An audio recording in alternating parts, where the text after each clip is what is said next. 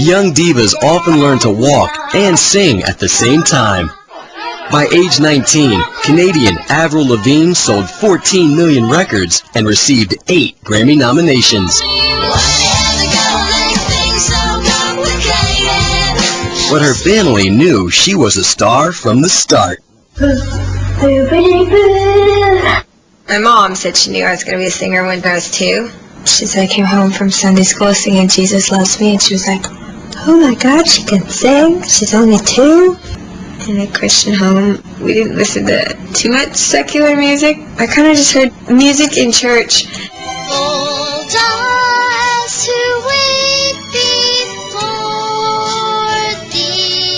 So I didn't grow up listening to, AC/DC and Stones and all that good rock stuff. The one thing I appreciated about Avril Lavigne got her first taste of divahood.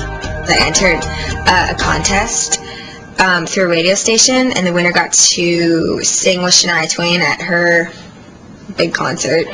Avril joined the country music superstar on stage in the Canadian capital, Ottawa. The duo performed in front of 20,000 fans. Everyone was like, hello! Like, you're going up on stage in front of all these people. Are you scared? And I was like, no. I'm just so excited. I want to be up there and show people, that I can sing, and I love to sing. And the really awesome thing was that I was out on that stage going, I want this so bad. I hope this happens to me one day. For like a week or something. And then we decided that I would go move to New York and start working with people there and do a correspondence course. And yeah, that didn't happen. My mom wasn't there to make me do my work, so I was like, books, work, yeah, right. Calling my friends up, all like, hey, what are you doing? They're like, I gotta go to bed, I gotta get up in the morning for school, I have a test. And I'm all like, and they're like, you're so lucky. And I'm like, I know. But the song was on the radio, Complicated, before I even had a video out. Everyone knew who I was, I guess, because the song got really big.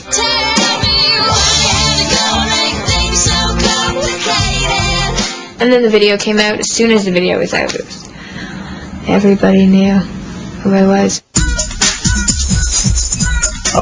And I think it always will be. I was in an airport and I walked past this magazine stand, and I was on like 5 covers, and I was like, oh my God, woo! It's really fun, And I remember at first, I was like, I used to read these magazines like 17 and stuff like that when I was in high school. And not even in high school, like Elle Girl and stuff when I was just younger. My mom would buy those magazines for me, and I'm sitting there going, I can't believe I'm on the cover of this magazine.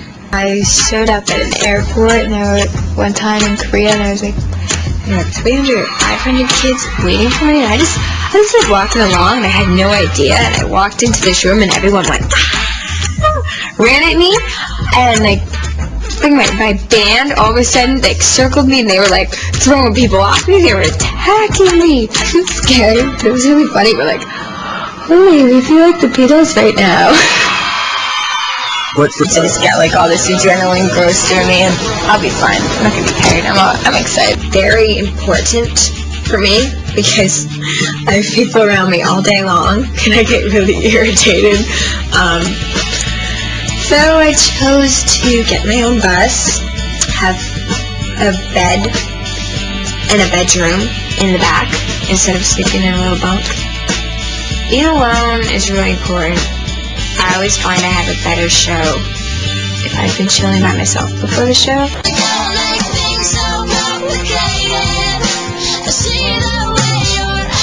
Young divas achieve international fame at an early age.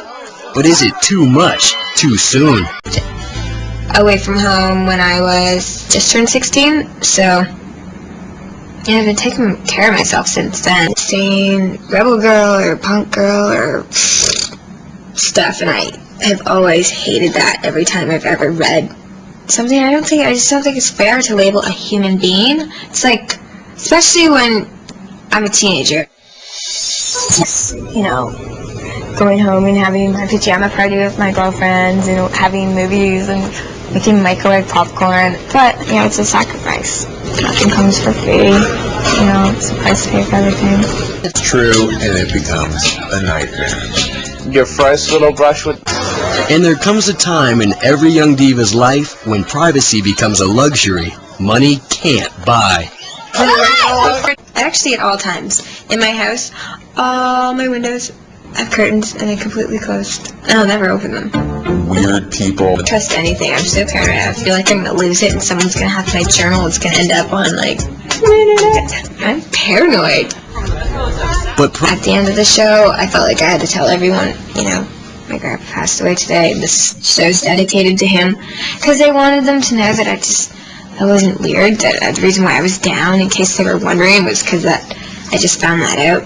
Someone probably want him to be doing what I do so that he understands me. A musician, someone else who writes, someone else who thinks the way that I think and goes through what I go through would probably be the ideal guy for me. Somebody sensitive and emotional.